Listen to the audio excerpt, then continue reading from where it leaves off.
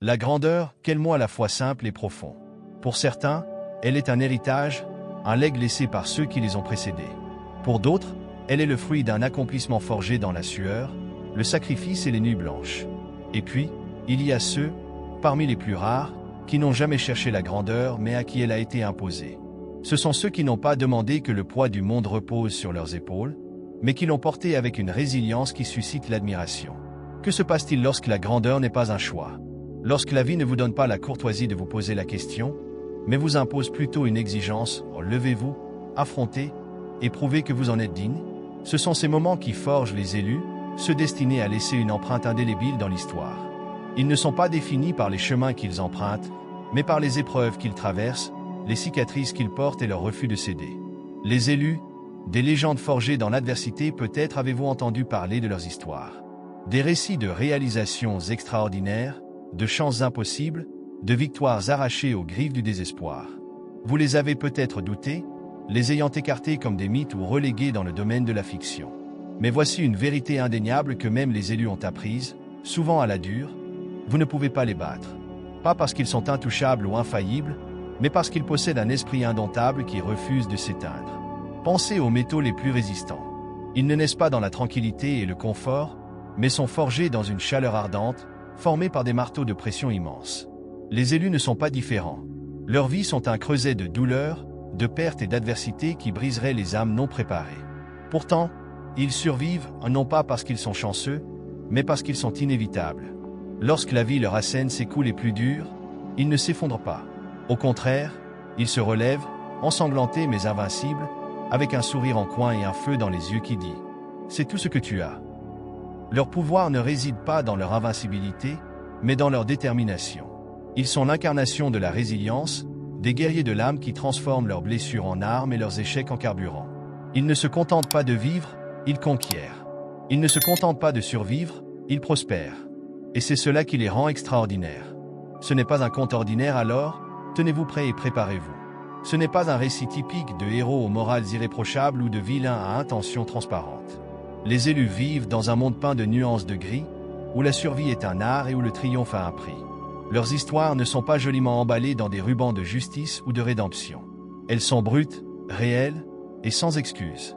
Ce qui les rend extraordinaires, ce n'est pas leur perfection, mais leur imperfection ou leur lutte, leurs doutes et leur volonté inébranlable de surmonter. Ils ont affronté des tempêtes qui laisseraient la plupart d'entre nous en ruine, et pourtant, ils se tiennent là, plus forts que jamais. Vous pensez pouvoir les affronter? Réfléchissez bien. Quel que soit le combat que vous avez mené, ils ont traversé pire et en sont sortis invincibles. Un monde au-delà de l'ordinaire, bienvenue dans leur royaume. Ce n'est pas juste une histoire, c'est une invitation à témoigner de l'extraordinaire. C'est un champ de bataille où le destin se forge, où les faibles chancellent, et où seuls les infatigables s'élèvent. Les élus ne sont pas seulement des survivants, ce sont les architectes de leur propre destinée, les maîtres de la résilience et les messagers du triomphe inévitable. Si vous osez vous dresser contre eux, vous feriez bien d'être prêts. Car ce qui vous attend n'est pas seulement un test de force, mais un examen de l'esprit. Et dans ce monde, seuls les plus forts triompheront. Le nombre 1, la malédiction cachée d'être inébranlable. Dans le monde, être inébranlable semble être un don rare, un symbole d'honneur et de grandeur que seuls quelques élus peuvent revendiquer. Le terme « élu » évoque l'admiration, un sentiment de privilège et la conviction que ces individus possèdent un pouvoir extraordinaire capable d'accomplir l'impossible. Mais en réalité, ce titre n'est pas une couronne de gloire, c'est un fardeau, une lourde chaîne d'attente et de responsabilité qui écraserait la majorité des gens sous son poids immense. Ceux qui portent le titre de « inébranlable » ne sont pas simplement chanceux ou bénis. Ce sont des survivants, des individus forgés à travers d'innombrables épreuves, poussés à leurs limites encore et qui ont réussi à se relever, même lorsque le sol sous leurs pieds menaçait de s'effondrer. Aux yeux du monde extérieur, leur victoire semble facile, presque prédestinée. Mais le monde ne voit que la surface brillante de leur succès et reste aveugle aux luttes incessantes qui bouillonnent en dessous. Derrière chaque triomphe se cache un champ de bataille trempé de sueur, de larmes et de sacrifices que peu peuvent imaginer. Les inébranlables endurent des nuits sans sommeil, se battant contre des défis que personne d'autre n'ose affronter. Ils sacrifient du temps, des relations, et même des morceaux d'eux-mêmes pour répondre à la montagne d'attente qui ne cesse de croître. La victoire, pour eux, n'est pas un motif de célébration mais une exigence, une pression qui devient de plus en plus forte à chaque succès. Quand ils réussissent, peu s'arrêtent pour se demander comment. Personne ne voit la solitude écrasante qui accompagne la grandeur, l'isolement de ceux qui savent que personne ne comprend vraiment le fardeau qu'ils portent. Leur douleur, leurs doutes, leurs moments discrets de peur restent invisibles dans un monde qui se soucie uniquement du résultat final. Mais le fardeau d'être inébranlable ne s'arrête pas à la pression des attentes. Il y a une vérité plus sombre derrière ce prétendu don. La perfection attire des ennemis. L'admiration se transforme rapidement en jalousie, et ceux qui étaient autrefois célébrés comme des héros deviennent des cibles de critiques et de doutes. Les gens ne se réjouissent plus de leur succès, ils attendent les fissures, guettant le moment où l'inébranlable vacillera enfin. Être inébranlable les transforme de symboles d'inspiration en obstacles à surmonter, en trophées à conquérir. Plus ils s'élèvent, plus nombreux sont ceux qui désirent les voir chuter, comme si leur échec validerait la médiocrité du monde. Et pourtant, les inébranlables persévèrent. Ils ne continuent pas parce qu'ils en ont envie, ils continuent parce qu'ils n'ont pas le choix. Pour eux, il n'y a pas d'échappatoire, aucun moyen de descendre du piédestal sur lequel le monde les a placés. Le fardeau qu'ils portent n'est pas seulement de gagner, il est de continuer à gagner, de maintenir une norme impossible, tandis que le poids de leur victoire les écrase lentement. Être inébranlable, c'est vivre sous une malédiction tacite. Dès qu'ils trébuchent, l'illusion se brise. Le monde, qui les a autrefois élevés, les abandonne, désillusionnés et cruels. La vérité, c'est que personne ne demande à être inébranlable. Ce n'est pas un rôle qu'ils choisissent, mais un titre qui leur est imposé, sans consentement. Et pourtant, une fois le manteau pris, il n'y a pas de retour en arrière. Les inébranlables marchent sur un chemin solitaire où le repos est interdit, l'échec inacceptable, et la paix un rêve lointain. Le prix de leur force est incommensurable, et le coût qu'ils paient est un fardeau que personne d'autre ne peut comprendre. Être inébranlable n'est pas une bénédiction mais une épreuve incessante, une bataille livrée en silence, sans fin en vue. Ce n'est pas la gloire de leur victoire qui les définit, mais la résilience silencieuse qui leur permet d'avancer, même lorsque le poids menace de les enterrer tout entiers. En fin de compte, être inébranlable est moins une question de gagner que de supporter. Il s'agit de la force silencieuse, invisible, nécessaire pour porter les attentes d'un monde qui ne sera jamais satisfait, pour affronter la jalousie déguisée en admiration, et pour continuer à avancer lorsque chaque fibre de votre être souhaite s'arrêter. Ce n'est pas un don, c'est une sentence, une épreuve que seuls les plus forts peuvent survivre. Et pourtant, malgré l'obscurité de ce fardeau, les inébranlables continuent à s'élever, prouvant non pas qu'ils sont invincibles, mais qu'ils sont humains au point de porter l'insupportable et assez fort pour ne jamais se laisser briser. Numéro 2. Les ennemis sont des tremplins, pas des obstacles. Pour les élus, les ennemis ne sont pas des obstacles. Ce sont des carburants. Chaque adversaire, chaque défi, chaque personne qui tente de les abattre ne fait qu'ajouter à leur élan. Là où d'autres voient des ennemis comme des menaces, les élus voient des opportunités. Ils ne gaspillent pas leur énergie à détester leurs obstacles, ils les utilisent comme des tremplins pour aller encore plus loin. Ce n'est pas parce que leurs ennemis sont faibles. Bien au contraire, plus l'opposition est forte, plus la leçon est précieuse. Les élus ne fuient pas les conflits car ils comprennent quelque chose que beaucoup ignorent, la résistance vous rend plus fort. Chaque bataille leur apprend quelque chose de nouveau, sur leurs ennemis, sur eux-mêmes, et sur les limites qu'ils sont censés briser. Au lieu de se laisser vider par l'opposition, ils l'absorbent comme une éponge, transformant la pression en puissance. Voici le détail important, les ennemis qui croient stopper les élus font en réalité tout le contraire. Leur haine, leurs doutes, leurs tentatives de les détruire ne font qu'aiguiser la concentration des élus. Lorsque quelqu'un les sous-estime ou leur lance toute sa force, c'est comme verser de l'essence sur un feu. Cela ne fait que briller davantage. Ce qui les rend véritablement invincibles, c'est la manière dont ils transforment les menaces en outils. Si vous vous tenez sur leur chemin, vous êtes simplement une autre leçon qu'ils maîtriseront. Si vous tentez de les battre, vous leur montrez simplement comment se préparer pour le prochain combat. Les élus ne s'effondrent pas sous la pression parce qu'ils sont trop occupés à l'utiliser pour devenir plus forts, plus rapides et plus intelligents. Les ennemis peuvent penser qu'ils écrivent leur défaite, mais ils contribuent en réalité à l'histoire de leur ascension. Chaque bataille, chaque tentative de les briser, devient une nouvelle raison pour laquelle ils ne peuvent être arrêtés. Plus ils sont poussés, plus ils s'élèvent. En fin de compte, les ennemis ne sont pas des obstacles, ce sont juste une étape du processus. Numéro 3, ils ne gagnent pas, ils survivent. La vérité sur les élus, c'est qu'ils ne gagnent pas de la manière dont les gens l'imaginent. Gagner pour eux, ce n'est pas un trophée brillant ou des applaudissements de la foule. C'est survivre, c'est se frayer un chemin à travers des batailles qui enterreraient n'importe qui d'autre, et en sortir d'une manière ou d'une autre, meurtris, brisés, mais vivants. Le monde peut les appeler invincibles, mais ce n'est pas parce qu'ils ne tombent jamais. C'est parce que, lorsqu'ils tombent, ils se relèvent, peu importe à quel point cela semble impossible. Chaque soi-disant victoire a un prix. Leur corps encaisse les coups, leur esprit absorbe le doute, et leur âme porte le poids de chaque cicatrice. Mais ils continuent, pas parce qu'ils sont sans peur ou invincibles, mais parce qu'arrêter n'est pas une option. D'autres confondent cela avec de la force, mais c'est quelque chose de bien plus sombre. C'est de l'obstination mêlée à de la désespérance, un refus tacite de laisser la vie ou le destin décider de quand tout doit finir. Les personnes qui les observent ne voient que le moment où ils se relèvent, sans comprendre la lutte qu'il leur a fallu pour en arriver là.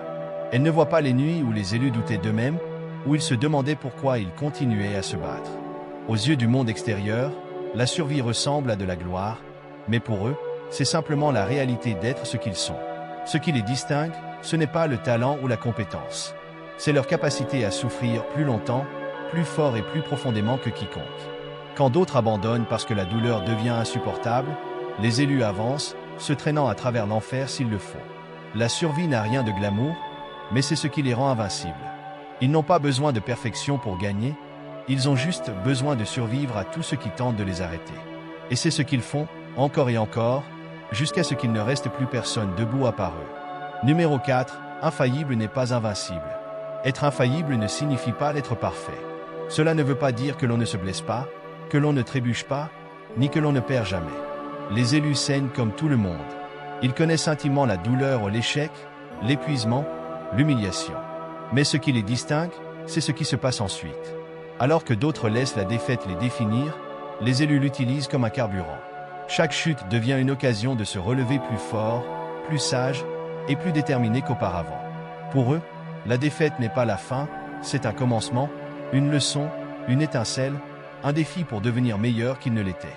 Ils ne se vautrent pas dans l'échec, car ils le voient pour ce qu'il est vraiment, une étape vers le succès. Là où d'autres s'effondreraient, eux se reconstruisent. Ils prennent chaque défaite et l'examinent minutieusement, trouvant les failles, aiguisant leurs compétences et fortifiant leur volonté afin que la même erreur ne se reproduise jamais. Ce qui les rend infaillibles, c'est leur refus d'abandonner. La douleur ne les arrête pas. Les revers ne les arrêtent pas. Même dans leurs moments les plus bas, quand tout leur a été enlevé, ils trouvent encore un moyen de se relever. Il ne s'agit pas d'invincibilité, il s'agit d'endurance. Ils acceptent les blessures, les cicatrices et les contusions, car ils savent que le prix de la grandeur est élevé. D'autres peuvent craindre l'échec, mais les élus l'embrassent. Pour eux, chaque défaite est un tremplin vers une victoire plus grande que tout ce que les autres auraient pu anticiper. Être infaillible ne consiste pas à éviter le combat ou à marcher sans encombre, il s'agit de traverser les flammes et d'en sortir encore et encore. Peu importe combien de fois les flammes les brûlent, ils n'ont pas besoin de perfection pour gagner, ils ont juste besoin de résister aux tentatives du monde pour les abattre. Et c'est pourquoi ils ne peuvent pas être battus. Numéro 5, ils existent en dehors des règles. Les élus ne suivent pas les règles parce que ces règles n'ont jamais été faites pour eux. Pour la plupart des gens, la vie fonctionne selon une structure prévisible, ce que l'on peut et ne peut pas faire, ce qui est juste et injuste, ce qui est possible et impossible. Mais pour les élus, ces frontières n'ont aucun sens. Leur existence même défie les limites que tout le monde accepte. Ce n'est pas qu'ils trichent le système, c'est qu'ils le réécrivent. Le destin se plie en leur faveur, non pas parce qu'ils sont chanceux, mais parce que leur volonté est plus forte que les attentes du monde. Le concept de justice ne s'applique pas à eux. La justice est pour ceux qui jouent selon les règles, qui acceptent leurs circonstances et ne contestent pas l'ordre établi. Les élus n'attendent pas la permission et ne cherchent pas la validation. Ils prennent ce que les autres disent impossible et en font une réalité. Quand les gens disent non, ils trouvent une autre voie. Lorsque la porte est fermée, ils la font sauter. Là où les autres voient des murs, eux voient des fissures et savent comment pousser jusqu'à ce que tout s'effondre. Ce n'est pas de l'arrogance ni du droit, mais de l'inévitabilité. Les élus ne veulent pas seulement gagner, ils doivent le faire. Leur volonté est si implacable que la réalité n'a d'autre choix que de se soumettre. Ils refusent d'accepter les règles qui limitent les autres, car ils voient le monde différemment. Là où la plupart des gens s'arrêtent, eux avancent. Là où les autres hésitent, eux sautent. Et là où les autres échouent, eux trouvent un moyen de réussir. Pas parce que le chemin était facile, mais parce qu'ils ont refusé de croire qu'il était impossible. Les règles normales ne s'appliquent pas à eux, car le normal n'a jamais été destiné à les contenir. Ils n'existent pas simplement en dehors des règles, ils redéfinissent ce qui est possible pour les autres. Numéro 6, leur pouvoir est un miroir. Les élus ne dépendent pas de la force brute pour triompher. Ce qui les rend véritablement puissants, c'est leur capacité à refléter les faiblesses de ceux qui se dressent contre eux. Ils sont comme des miroirs, révélant à leurs ennemis exactement qui ils sont, jusque dans les défauts qu'ils s'efforcent le plus de dissimuler. La simple présence d'un élu force les autres à affronter leurs peurs, leurs doutes et leurs faiblesses. Et lorsque cela se produit, la chute commence. La plupart des gens traversent la vie en cherchant à éviter leur vulnérabilité. Ils enterrent leurs insécurités et bâtissent des façades de force pour se protéger. Mais lorsqu'ils se heurtent à un élu, tout cela s'effondre. Les élus n'ont pas besoin de briser leurs ennemis, ils les laissent se détruire eux-mêmes. Ils tiennent un miroir qui révèle les fissures, et le reflet est souvent trop insupportable. Des faiblesses qui semblaient autrefois minimes deviennent flagrantes, et la peur d'être exposé devient en soi une arme. Les élus ont une manière unique de faire vaciller les autres. Ce n'est pas parce qu'ils sont parfaits ou intouchables, mais parce qu'ils ont déjà affronté leurs propres démons. Ils connaissent leurs défauts et les ont transformés en force. C'est cela qui rend les élus si frustrants pour leurs ennemis, ils ne peuvent pas les ébranler. Leur confiance n'est pas bâtie sur une illusion, mais sur une vérité. Ainsi, lorsque les autres se voient dans le miroir que représente la présence des élus, ils sont contraints de faire face à ce qu'ils ont cherché à fuir. Cet avantage psychologique distingue les élus. Leur pouvoir ne réside pas seulement dans ce qu'ils accomplissent, mais dans la façon dont ils révèlent la vérité sur les autres. Ils n'ont pas besoin de donner le coup de grâce, ils restent simplement fermes tandis que leurs ennemis s'effondrent sous le poids de leurs propres faiblesses. Le miroir ne ment jamais, et les résultats non plus. Numéro 7, choisis non pas par hasard, mais par sacrifice. Les élus ne sont pas choisis par hasard ou par destin. Ils sont choisis parce qu'ils sont prêts à sacrifier tout ce que la plupart des gens tiennent pour sacré. L'univers ne confère pas la grandeur à ceux qui s'accrochent à leur confort, il exige un prix. Pour les élus, ce prix est élevé. Des relations, la paix, la sécurité, voire des parts d'eux-mêmes qu'ils ne récupéreront jamais. L'extraordinaire n'arrive jamais sans sacrifice, et ils le savent mieux que quiconque. Tandis que d'autres rêvent de grandeur mais hésitent au bord du sacrifice, les élus avancent, prêts à perdre tout ce qu'il faudra. Ils abandonnent la vie normale qu'ils auraient pu avoir, la facilité de la médiocrité, la sécurité de la conformité. Au lieu d'une existence tranquille, ils empruntent un chemin semé d'épreuves, d'isolement et d'incertitude. Ils savent qu'ils seront mis à l'épreuve. Ils savent que les sacrifices continueront. Et pourtant, ils choisissent de poursuivre leur chemin. Ce qui les distingue, ce n'est pas seulement leur capacité à endurer la perte, mais leur volonté de l'embrasser. Tandis que la plupart des gens voient le sacrifice comme une souffrance, les élus le voient comme un échange. Ils abandonnent des parties d'eux-mêmes pour gagner quelque chose de plus grand, la force, la sagesse, un but. Ce n'est pas facile, et ce n'est que rarement juste, mais ils acceptent l'offre parce qu'ils comprennent une vérité. Rien d'extraordinaire n'est accompli sans abandonner quelque chose en retour. Ceux qui les observent de loin prennent souvent leur sacrifice pour de la folie. Ils se demandent, pourquoi sacrifier autant? Mais les élus savent que la grandeur ne vient pas à ceux qui jouent la sécurité. Ils ont abandonné l'ordinaire parce qu'ils poursuivent quelque chose que la plupart des gens ne peuvent même pas imaginer. Ils ne sont pas chanceux, ils sont inarrêtables. Et dans un monde où peu sont prêts à perdre, ce sont leurs sacrifices qui les rendent invincibles. Numéro 8, ils réécrivent le récit. Les élus ne se contentent pas de suivre le scénario, ils le déchirent et écrivent leur propre histoire. Ils existent en dehors des petites cases que la société tente de leur imposer, refusant de jouer le rôle qu'on attend d'eux. Qu'ils soient vus comme des héros ou des anti-héros, ils défient l'idée même de ce que cela signifie être inarrêtable. Ils ne sont pas liés par des tropes traditionnelles ou des résultats prévisibles du destin. Au contraire, ils façonnent leur propre chemin, souvent en renversant tellement le récit que personne ne peut prédire ce qui viendra ensuite. Pour la plupart, l'idée d'être inarrêtable s'inscrit dans un moule rigide, victorieux, intouchable, toujours du côté des bons. Mais pour les élus, cela n'est jamais suffisant. Ils refusent que quiconque définisse leur voyage. Les héros deviennent imparfaits. Les anti-héros trouvent la rédemption. Les victoires viennent avec des coups inattendus. Ce que les autres considèrent comme leur faiblesse devient leur force, et ce que les gens s'attendent à être leur chute devient justement ce qui les propulse vers de nouveaux sommets. Il ne s'agit pas simplement de briser les règles, il s'agit de les réinventer. Les élus sortent du cadre conventionnel et forcent tout le monde à repenser ce que la grandeur signifie. Ils ne se contentent pas de surmonter les obstacles, ils transforment les obstacles en opportunités, brisant ainsi le récit dans lequel tout le monde pensait qu'ils étaient enfermés. L'idée du destin ne les retient pas, ce sont eux qui détiennent le destin entre leurs mains et le plient à leur volonté. Ce faisant, ils redéfinissent ce que cela signifie être inarrêtable. Ce n'est plus une question de force brute ou de succès parfait. Il s'agit de résilience, de réinvention et d'un défi constant au statu quo.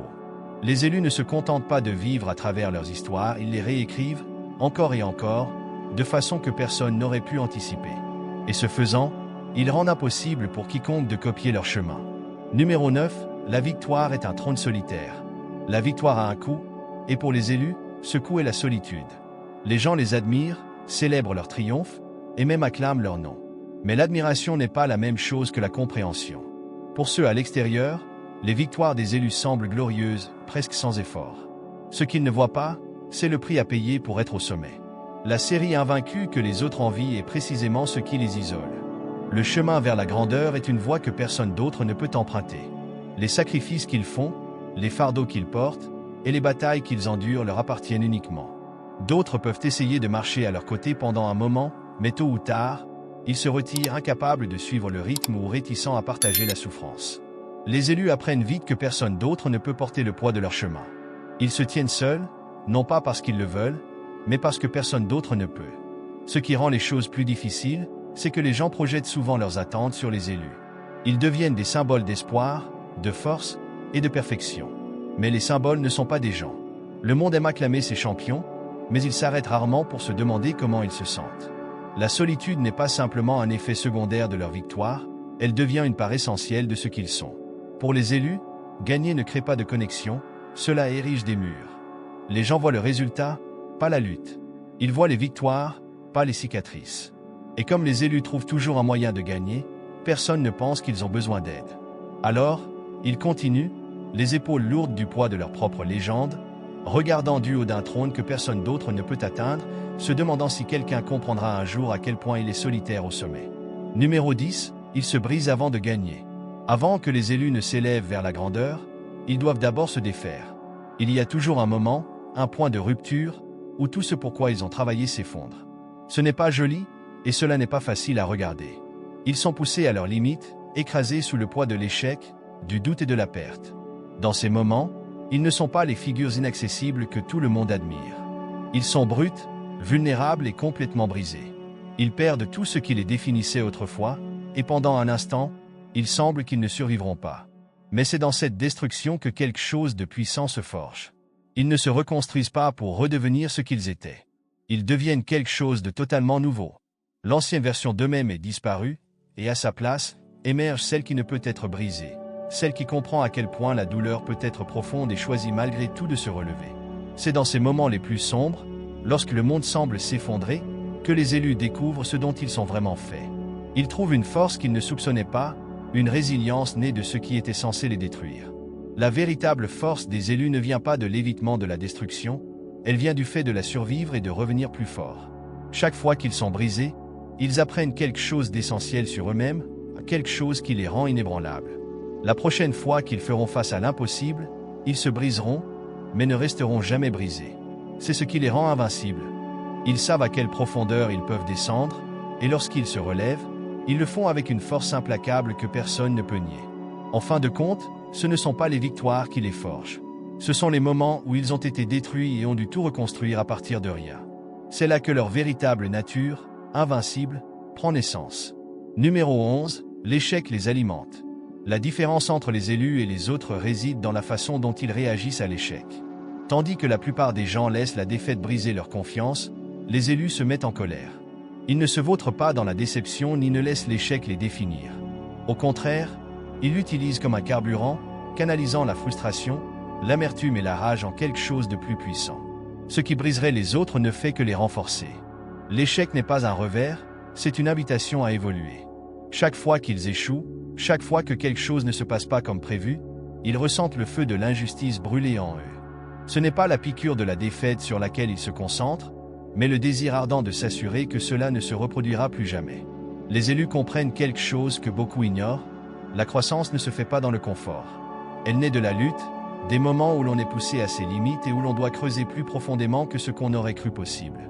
Là où les autres voient l'échec comme une fin, eux le voient comme un défi. Le rejet, les erreurs, les revers, cela ne fait pas mal longtemps. Cela se transforme en carburant qui les propulse en avant, l'étincelle qui déclenche leur prochaine phase de croissance. Chaque fois que quelqu'un doute d'eux, chaque fois que le monde leur dit qu'ils ne peuvent pas, ils transforment ce doute en détermination. Ce qui arrêterait la plupart des gens dans leur élan les pousse, eux, à travailler plus dur, plus intelligemment et plus rapidement. En fait, l'échec pourrait bien être la seule chose qui les excite réellement, car ils savent quelque chose que les autres ignorent. Ils n'ont pas échoué tant qu'ils n'ont pas été véritablement testés.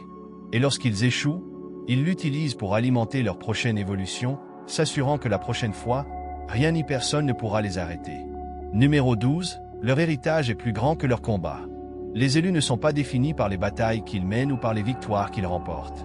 Leur véritable héritage se trouve dans les conséquences de leurs actions. Lorsqu'ils foulent la scène mondiale, ils ne se contentent pas de gagner, ils laissent un impact profond qui transforme tout autour d'eux.